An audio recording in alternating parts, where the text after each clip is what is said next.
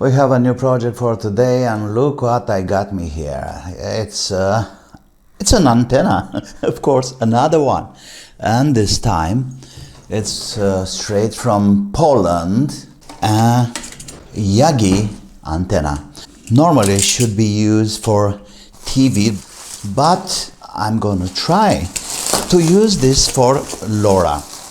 Why? Because the maximum frequency received, it's 860 megahertz.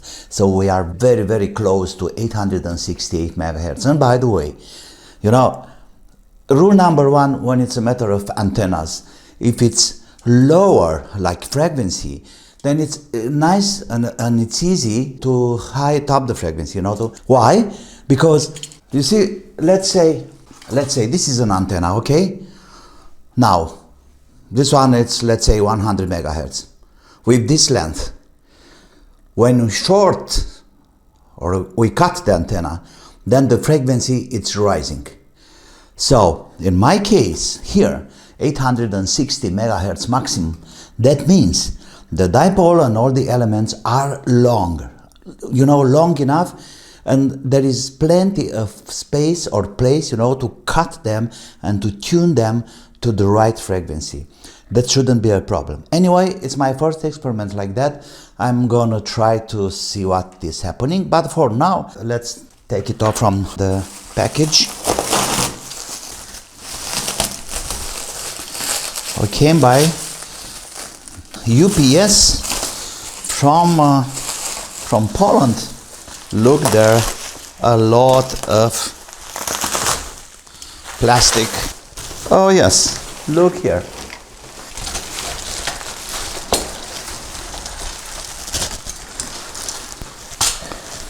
Oh, and there we are, people.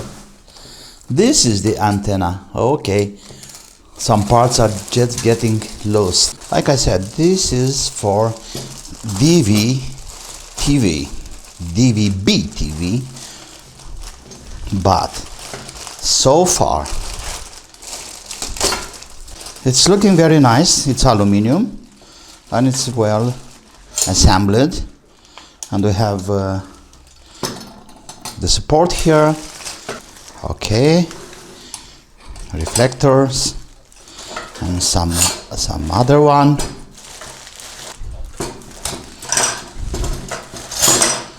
Well, not bad.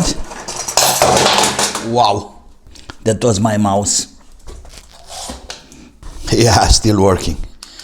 Okay, all I have to do now is to have this in place, reflectors or whatever, and here we have some data.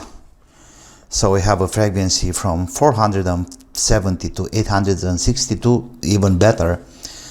8 from 8 to 14 dBi, 12 to 26 dBi, then I don't know what's that. Anyway, 1.2 meters, and the most important thing, it's on 75 ohms, and we need 50 ohms. Okay, I'll see later how to match the impedance. I think I have to modify here something in this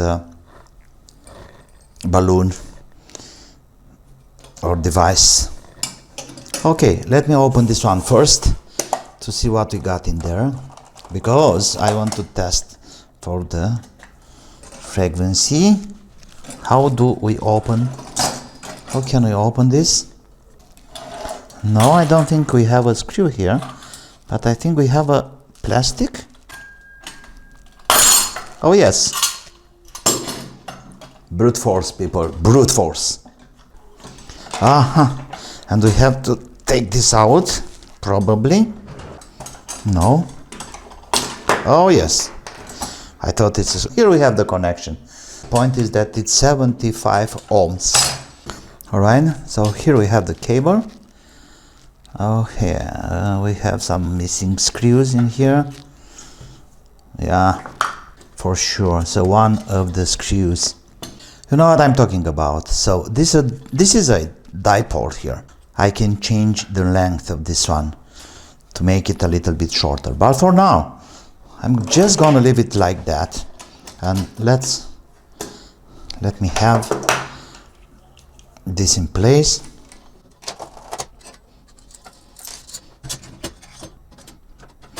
This one should go in here, and it goes.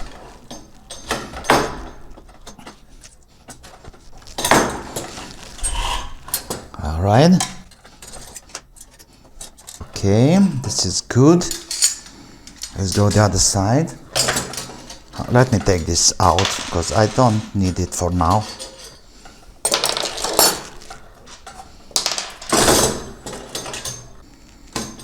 Now this is whole aluminum. What I want to say that, you know, to make this will take a lot of time, and I'm afraid it's not getting as nice as this one. Well, it doesn't look exactly perfect, but hopefully it's on the dimensions. But this is just a test, so it's not a recipe for success. Now let me find a piece of cable to connect it to my NanoVNA and to have some measurements. Well, I think I'll use this little one just for a first test. When you are measuring antennas and, you know, tuning and stuff like this, always remember to have cables as short as possible. That's a kind of rule, because the cable itself turns into an antenna and makes a lot of mess. But today we are just experimenting. Okay, but you know something? Maybe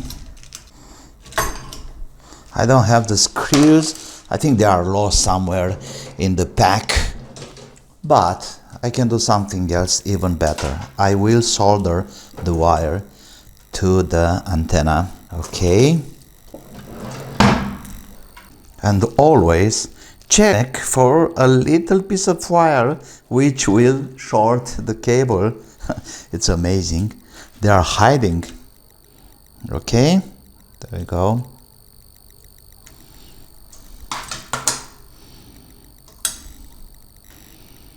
And we are good here. Yes. And this is ground. So remember, this is a 75 ohm impedance. And okay, start recording. I have to connect my NanoVNA to the computer and eventually to the antenna and check the results.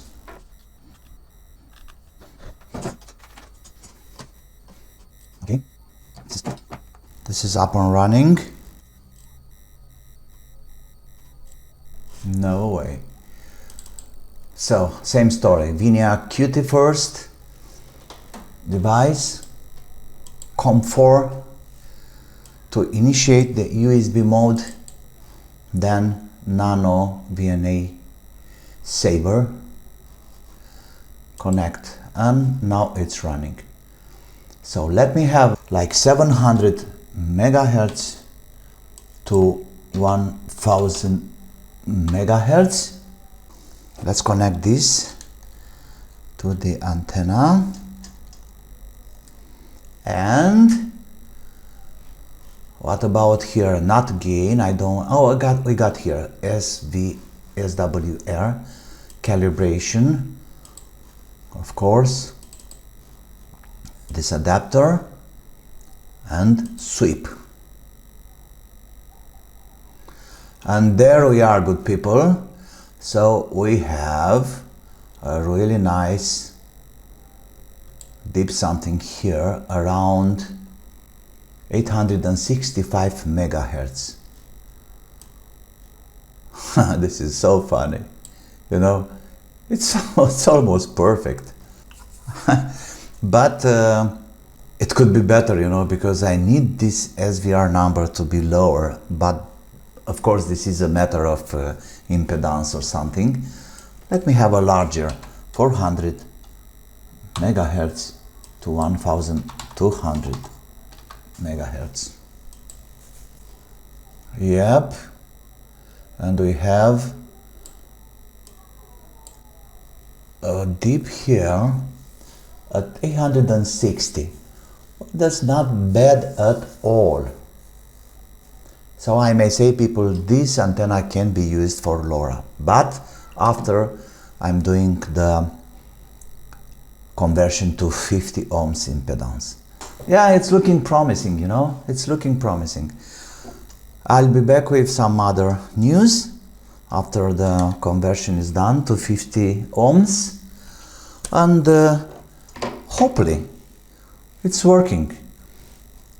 So far I can see that we have a pretty nice tune on 864 megahertz, so we are pretty close with 868. I don't think I have to do any dismantle or you know, readjusting over here. Well guys, thank you for now. I'll be back with news, and hopefully this is interesting. Don't forget to have fun. Bye bye.